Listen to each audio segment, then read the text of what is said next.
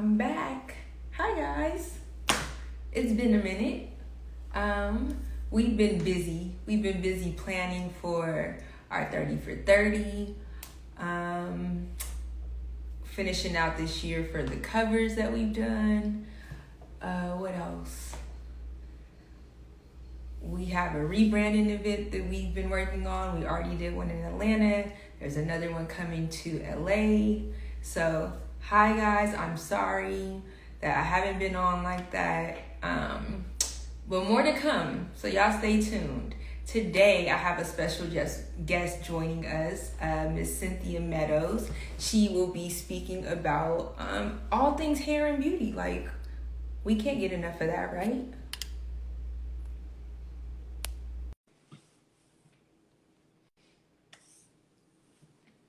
Let's see if I did this right. It's been a minute, so, boom.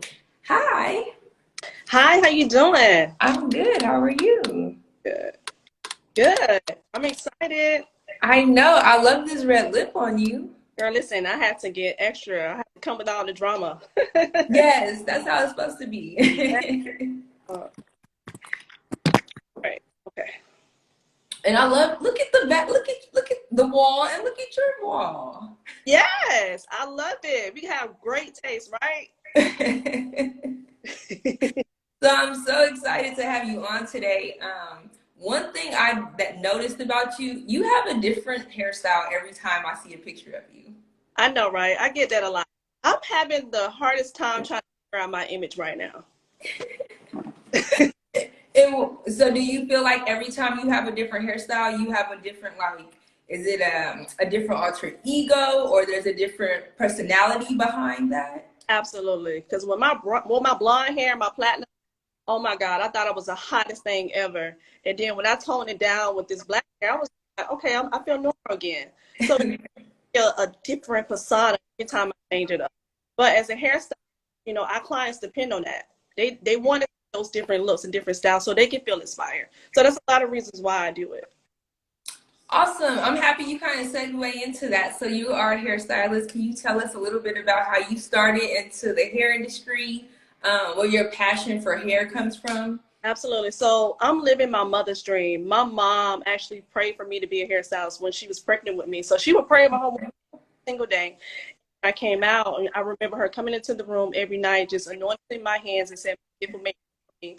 And I just naturally started doing hair on my friends. And I just kind of turned her kitchen into a hair salon at the age of 14. So I never had a corporate job. Always did hair, always fell in love with hair. I started off as a braider first, and I kind of transitioned because my hands started hurting. So I was a little scared, and I said, you know what? I have to figure out something to do something different. So that's when I kind of ventured off into doing hair. So hair has always been a passion for me, always been a natural gift. That's awesome. And what styles do you prefer to do? I know you've been a braider before. I'm sure you graduated to, like, other styles, but what do you resonate with most? That's kind of hard because I'm such a well-rounded stylist, so I don't want to put myself in a box. But I would say for me, I'm a natural cutter. Everybody comes to me for a haircut, whether they're natural, they're curly, whatever it is, they know it's the perfect cut. So that's, for me, my favorite thing to do. Wow. And so from your passion of doing hair, you now have your own salon. So Yeah, can you tell us a little bit about your salon? man. So having a hair salon, that was something that God kind of pushed me into. I never really cared as a salon owner, only because I knew I wanted to be a traveling stylist. But God had a bigger for me, and I had such a large clientele. I felt at the time that no salon owner would house somebody like me because I kind of ran a business without someone else's business. So I had my assistant, I had a team that answered the phone, all in the salon setting. So it was kind of difficult. So I just said, you know what? I'm just going to jump out and get a salon. So I had a bliss studio for 7 years now. We are an upscale salon located in Jacksonville, Florida. We cater to the everyday women, a lot of the Jacksonville celebrities, the housewives, the player wives, just the who's in Jacksonville. So I'm very proud of that, and I'm grooming other stylists in my team to do the same thing as me, to build their own business and to have their own salon. And when you mentioned that you like to travel, do you feel like now that you have your salon, you have the ability to still be a businesswoman and travel, kind of like, that it sounds like that was your passion to kind of just go from city to city, or do you feel like you still have to be present within your salon? Okay, so I would say when I first started the salon, I felt like I was always busy and I could not leave to travel like I wanted to, only because everybody wanted to see me. So it's like everybody wants the owner, but no one wants to go to anyone else.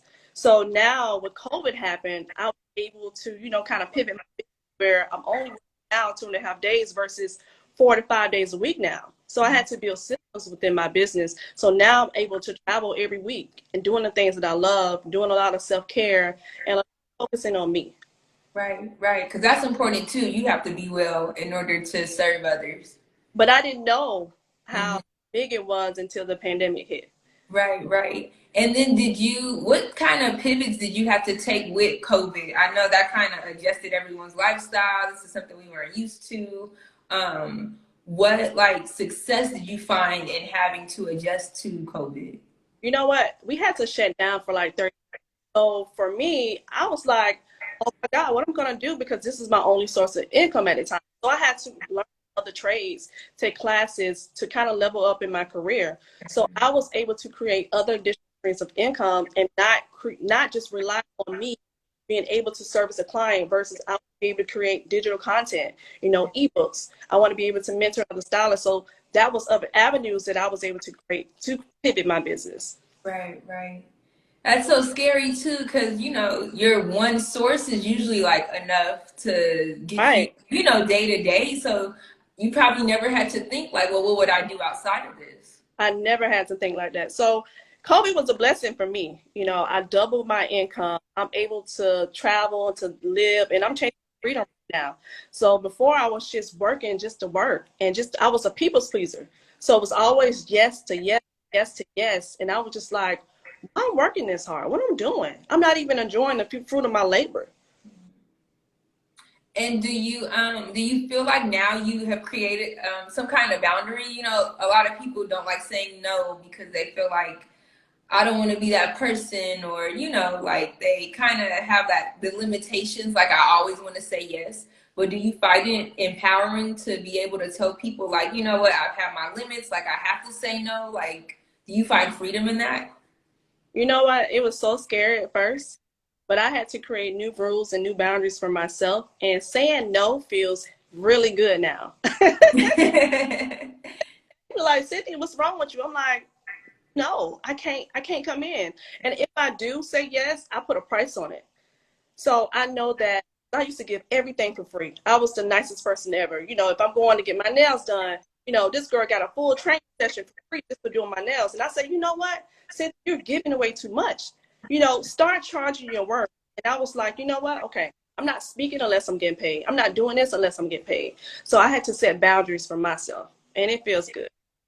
And And sometimes it's hard. yeah, but they will respect that. Yes, yes, You have definitely. to respect that. Definitely. And if they don't, I think that kind of tells you about who they are as a person if you even want to continue doing work with someone who can't respect the boundaries that you have. Absolutely. Absolutely. And then besides you being a hairstylist, do you host master classes? Like, will we ever see you on a platform to share the tools that you use every day? Yeah, so right now I'm building a digital course for beauty entrepreneurs that's trying to scale their business to 7 figures and 6 figures. So that's what I'm working on right now, and I'm really, really excited about that. That So sounds exciting. soon, I'll be launching soon, hopefully the end of this year. I just want to make sure it's right. Right, right. Giving the tools to success, what got you, to the place where you are. Absolutely, definitely, because that's what it's about. We have to be able to balance the new pandemic with COVID. If COVID didn't bring out the hustle in you, I don't know, you're just lazy. Right. Definitely. And what are like if I was at your salon right now, what are products that you have that you always keep with you no matter what? Say that one more time. If we were to walk in your salon right now, what products do you have that you use like all the time? Oh, of course, I do have my own hairline. It's called Bliss Luxury Hair. Well, Bliss, I have my own extension line and line. So it's really good for natural hair. It's a natural setting spray for textures. Also, it's a shine spray called Bliss, which is my favorite product. So you'll see a lot of that. You'll see a lot of Olaplex. We do a lot of hair coloring, and a lot of natural vegan. Got it. Right. So you have it all in stock. Yes, retail, retail, retail. Definitely. And I love your curly hair. Thank you. It took me some time to get here, and some days I wake up and I still don't know what I'm doing. But I was just gonna ask you, Lara, are you gonna do some color? so you see, the blonde is growing out. Yeah. I kind of am scared because, well, I'll take that back. The blonde, I think I'm done with because I feel like I could tell the texture of the colored hair versus like the strands that don't have anything on there. Okay. But if I do get it, I'm open to like a cellophane or something like I've done a color wax before. Something to kind of, get out my comfort zone. But because it's getting colder and we're getting into fall, I kind of just want to be like a solid, like dark brown. Okay. Because I would love to see you in some fall looks. Okay. So maybe I'll push myself a little bit. Yeah. And out. Well, I'm so happy that we got to like connected people. I feel like you're more than just what, like, Instagram nowadays. We have to be so active on posting and like putting videos out there. It could be a lot. Yes. But having a conversation with someone and kind of just telling your story, I feel like it's more relatable. People can, relate to like, oh, what COVID did, or I'm a hairstylist too. How can I elevate to the next level? So I always like digging through people's brains and like trying to figure out their story and how we can take it. Like, even though I'm not a hairstylist, I'm sure in some line of work that I do as well, I probably will have the same issues that you ran across. So it's always nice to like, bounce back and forth with people. Definitely, absolutely, man. And COVID has definitely taught us we have to game up our content. Oh my God, I really hated social media before, but now I'm forced to like push myself on there, dress up, photos, and I was just like, okay, this is what people want to see. They want to see more of me and me talking about my story. So I'm working on that more. Definitely. So your masterclass, I'm sure that's one of the things that Yes, teaching. And then I'm curious, what all of the variety you have in your hairstyles, what is your favorite? For me? Yeah. I would say the platinum blonde. So I had some moments, which is why I'm wearing weave right now. I don't like to see dark roots. So I overpriced my hair in 3 weeks, and I knew better hairstyle. But I was going to Vegas and I wanted my hair to be fresh. And I was like, I don't care. I want to see blonde roots. So I overprocessed my hair on the way to the airport. My hair was falling out.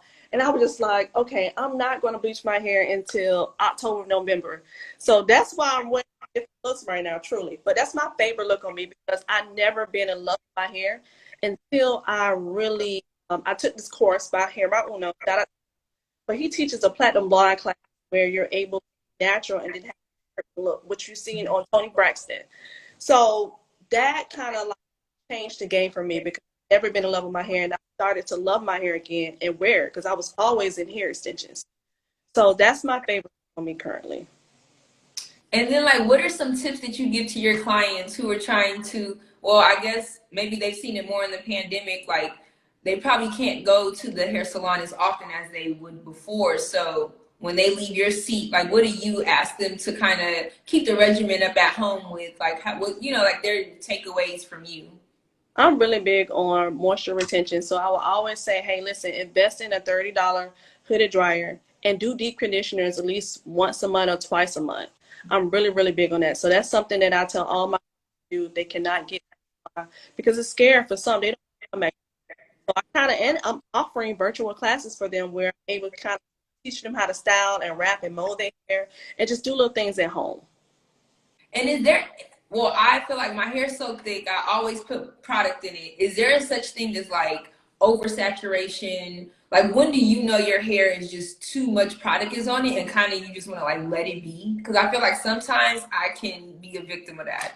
Well, I would say doing a good detox and finding natural alternatives to do detoxes versus putting a lot of product on. So I teach my clients how to utilize products in the refrigerator. you know, versus always going up. Because you spend so much money on natural products. I know you know. So you can find natural alternatives and also doing a hair detox to get all of that more out and then cleanse the hair. Then I'm not a fan of grease on the scalp.